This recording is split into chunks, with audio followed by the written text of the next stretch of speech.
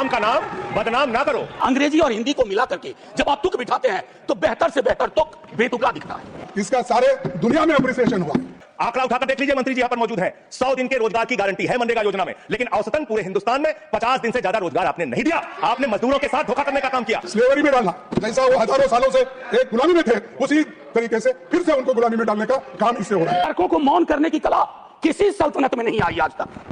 सभा की कार्रवाई अनिश्चित काल के लिए स्थगित की जाती है। चुनी हुई सरकारें किस लिए हैं? देश में संसद किस लिए है? देश की सरकारें क्यों चुनी जाती हैं? पार्लियामेंट की कार्यवाही पर अरबों खरबों रुपए देश की जनता क्यों खर्च करती है? माननीयों के सुख सुविधाओं पर, माननीयों के रहन सहन पर, उनके भोग विलास पर जनता के टैक्स से पैसे क्यों खर्च किए जाते हैं? ये संस्था इसलिए बनाई गई थी कि जब देश में आवश्यकता हो गंभीर एक्शन लेने की, जब निर्णायक कार्यवाही की आवश्यकता हो, तब हमारे माननीय, हमारी सरकार, हमारे जनप्रतिनिधि एक स्वर में एक साथ मिलकर कहें कि हम इस देश की जनता के साथ हैं, हम इस राष्ट्र के साथ हैं। नमस्कार, स्वागत है आप सभी का इस वीडियो में। इसमें हम बात करेंगे भारत की संसद की निष्क्रियता की, भारत की संसद की घटती हुई लोकप्रियता की। संसद का शीतकालीन सत्र समाप्त हो गया है। शुक्रवार यानी कि आज, जिस दिन मैं वीडियो रिकॉर्ड कर रहा हूं, 19 दिसंबर 2025, आज दिन भर का समय था। आज रात 12 बजे तक का समय था संसद की कार्यवाही चलने का। लेकिन भारत की सरकार ने, प्रधानमंत्री मोदी जी की सरकार ने सुबह 11 बजे जैसी कार्यवाही शुरू हुई, सदन अनिश्चित काल के लिए स्थगित। ठीक है, राष्ट्रगान राष्ट्रगीत करने के लिए सदन की कार्यवाही आज बुलाई गई थी, तो कल ही घोषणा कर दी होती तो आज फिर तामझाम करने की क्या जरूरत थी?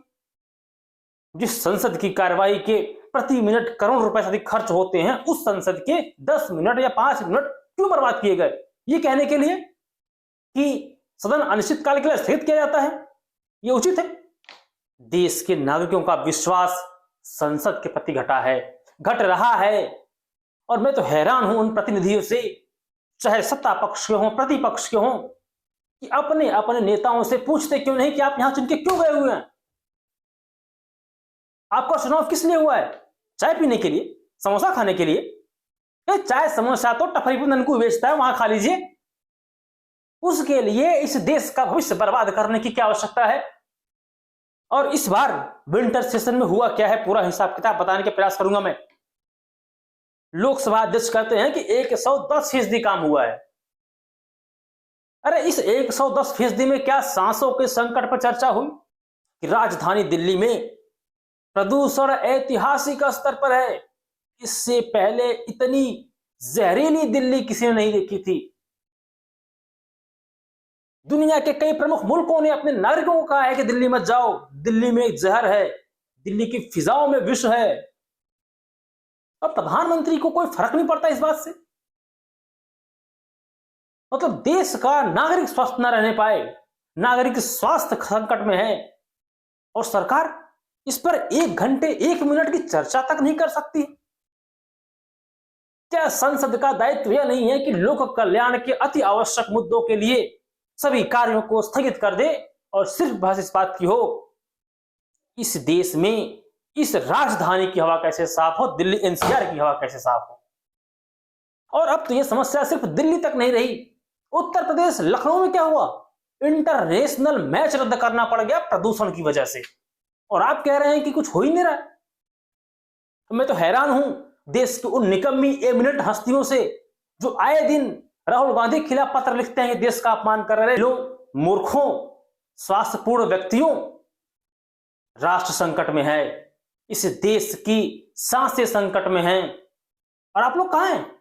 अब पत्र क्यों नहीं लिखा जा रहा है सरकार को कि लोकसभा में, संसद में दिल्ली के राजधानी के स्वास्थ्य पर चर्चा हो, राजधानी की सांसों पर आए आपातकाल पे चर्चा हो? कहां गई वो एविडेंट हस्तियां? ये सब स्वार्थी हैं, देशद्रोही हैं, राष्ट्रद्रोही हैं। इन्हें आपसे कोई मतलब नहीं है, इस देश की जनता से कोई मतलब नहीं है। ये सिर्फ सरकार के चिंटू पिंटू टाइप के लोग हैं, ये कोई एमिनेंट लोग नहीं है। ऐसे एमिनेंट लोगों का बहिष्कार कीजिए और इनकी एमिनेंसी को इनकी जेब में भर दीजिए।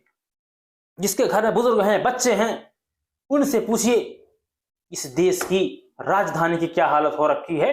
घर से बाहर निकलना मुश्किल है, इवन घर के अंदर तक एक्यूआई 1000 के पार पहुंच जा रहा है।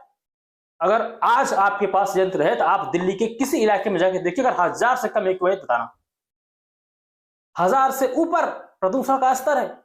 ये राजधानी है और ये विषय महत्वपूर्ण नहीं है, आप इस पर चर्चा करना नहीं चाहते।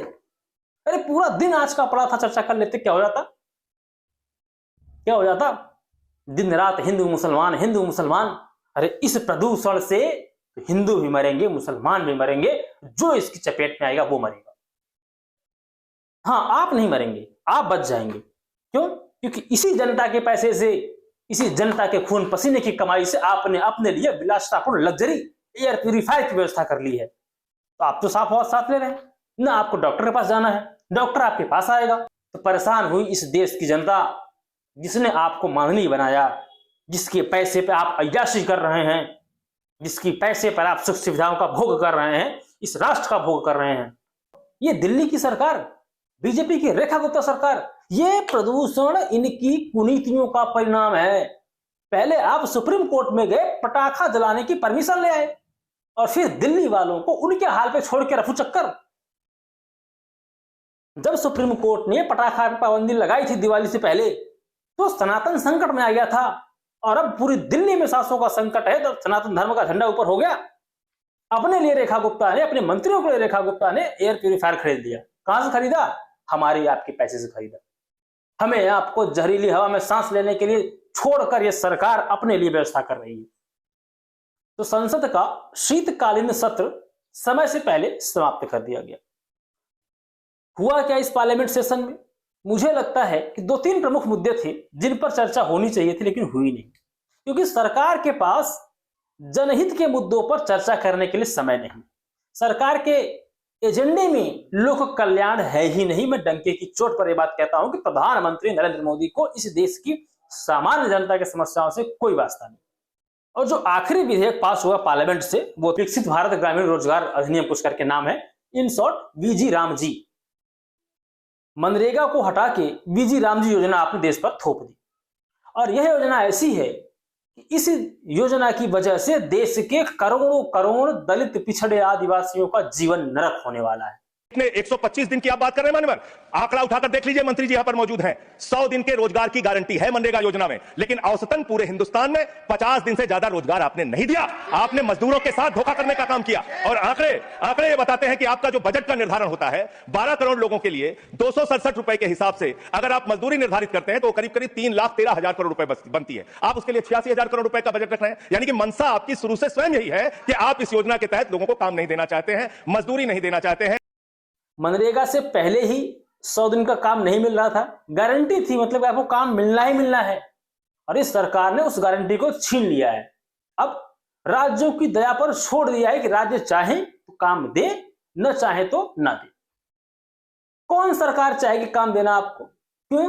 सरकार के पास पैसे ही नहीं है। और सबसे अधिक हैरान करने वाली बात जो इस विधेयक में है वो यह कि 60-40 का रेशियो, मतलब अगर मान लो 100 रुपए का काम किसी गांव में हुआ तो 60 रुपए केंद्र सरकार देगी, 40 रुपए राज्य सरकार देगी, और दोनों में से किसी एक का बैलेंस कभी गड़बड़ाया तो मजदूर को भुगतान नहीं होगा ना, फंस गया पैसा आपका।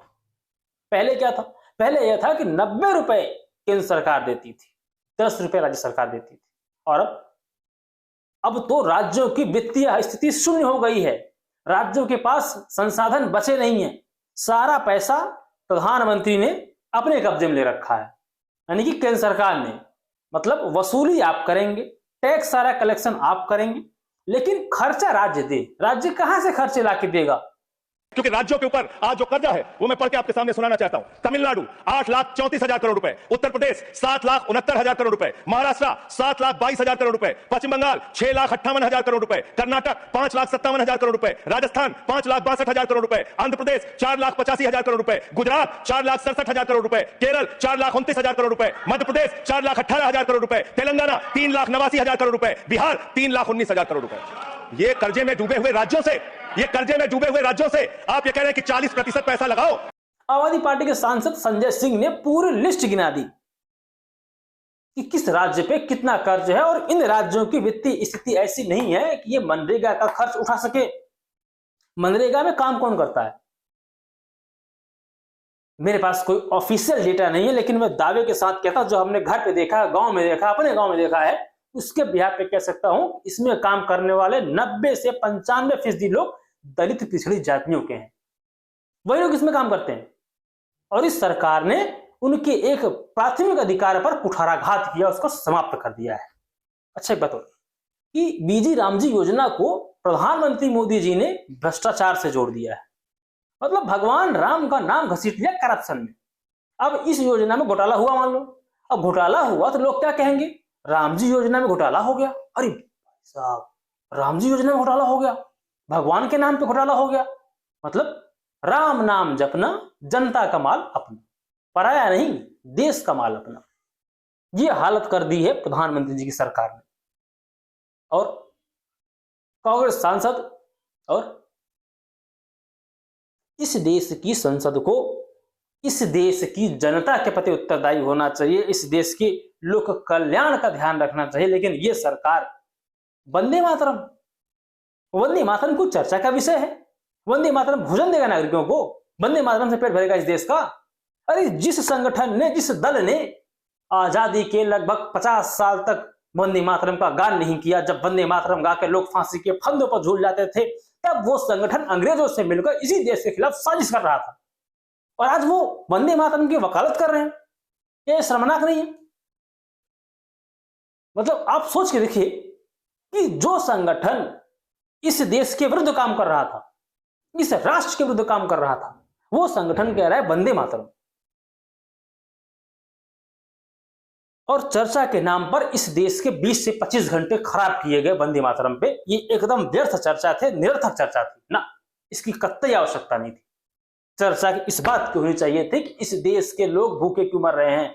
चर्चा इस बात की होनी चाहिए थी कि मोबाइल कंपनियां मनमाने तरीके से दाम क्यों बढ़ा रही हैं। अभी इस नए साल पर आपका बिल बढ़ने वाला है, मोबाइल कंपनियां फिर से 20 से 25% टैरिफ रेट बढ़ाने वाली हैं, जिससे हर भारतीय प्रभावित होगा। नहीं, इस पर चर्चा नहीं होगी, लेकिन चर्चा होगी वंदे मातरम पे।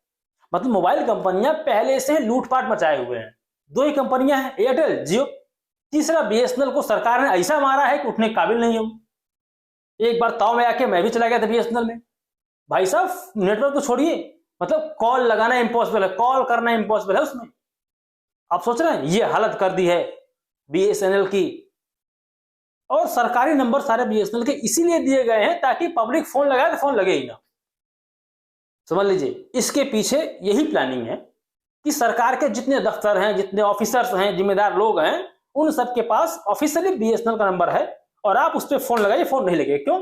बीएसएनएल है। हाँ, एक और महत्वपूर्ण विषय था, इंश्योरेंस सेक्टर में अब फॉरेन डायरेक्ट इन्वेस्टमेंट यानी कि विदेशी निवेश को 100% मंजूरी मिल गई।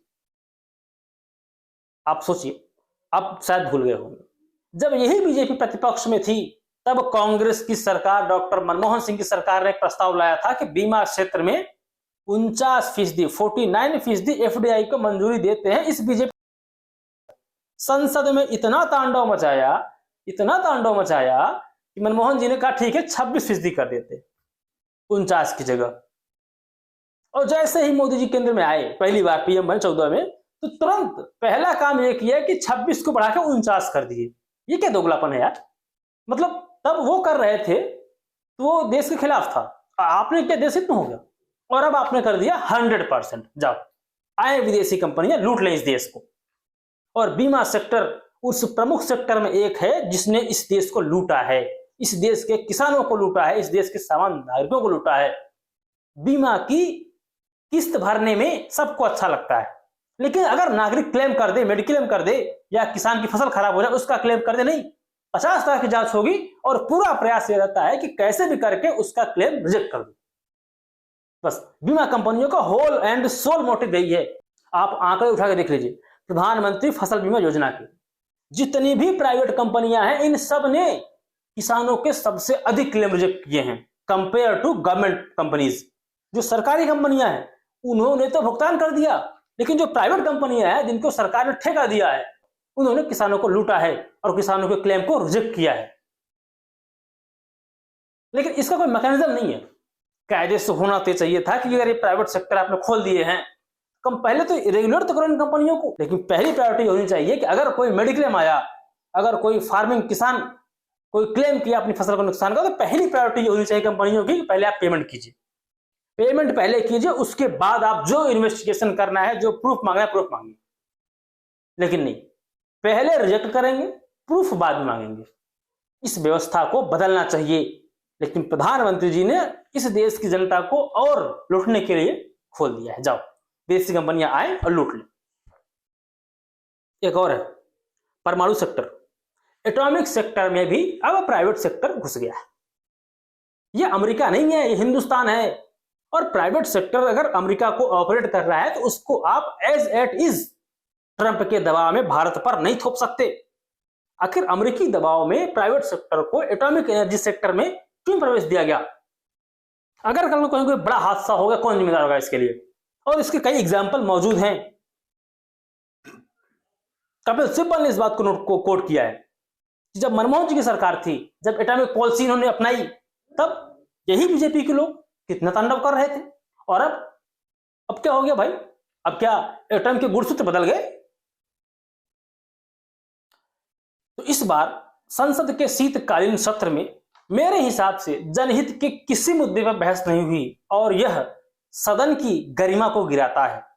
जनहित के मुद्दों पर सदन में बहस न होना संसद के प्रति इस देश की जनता को उदासीन करता है। देश में ऐसे कितने लोग हैं जो लोकसभा की, राज्यसभा की कार्यवाहियों को देखते हैं, पढ़ते हैं, सुनते हैं? कितने लोग हैं? कभी सर्वे करवाया आपने? अगर मैं अपने गांव की बात करूं तो कोई नहीं देखता है। सुबह कुछ लोग अखबार पढ़ लेते होंगे बस, और अखबार वाले कभी मुद्दे की बात छापते नहीं है। वो तो एक देश को एकदम और ही दिशा में लिए जा रहे हैं। माननीय प्रधानमंत्री जी, माननीय लोकसभा अध्यक्ष जी, माननीय उपराष्ट्रपति और राज्यसभा के सभापति जी, जनहित के मुद्दों से इस देश की संसद को जोड़िए, वरना ये संसद जड़ विहीन हो जाएगी। और जब लोक कल्याण के मुद्दे पार्लियामेंट में नहीं उठेंगे तो फिर इतनी बड़ी इमारत का क्या लाभ? क्यों आप लोगों का बोझ ये देश ढोए? क्यों ढोए? हमने अभी इससे पहले कभी ऐसी पार्लियामेंट की स्थिति नहीं देखी कि सरकार चर्चा से भाग रही हो, कि सरकार के लोग हंगामा कर रहे हैं पार्लियामेंट में बैठ के। हमने कभी इतने बेगैरत के मुद्दों को, कभी इतने अनावश्यक गैर वाजिब मुद्दों को पार्लियामेंट में उठते हुए नहीं देखा। वंदे मातरम कतई गैर वाजिब मुद्दा था, इससे लोक कल्याण का, लोकहित का कोई वास्ता नहीं। हाँ, इस पर आप ओपन डिबेट कर लेते, इसके लिए पार्लियामेंट का समय खराब करने की क्या जरूरत थी? इससे देश को हासिल क्या हुआ?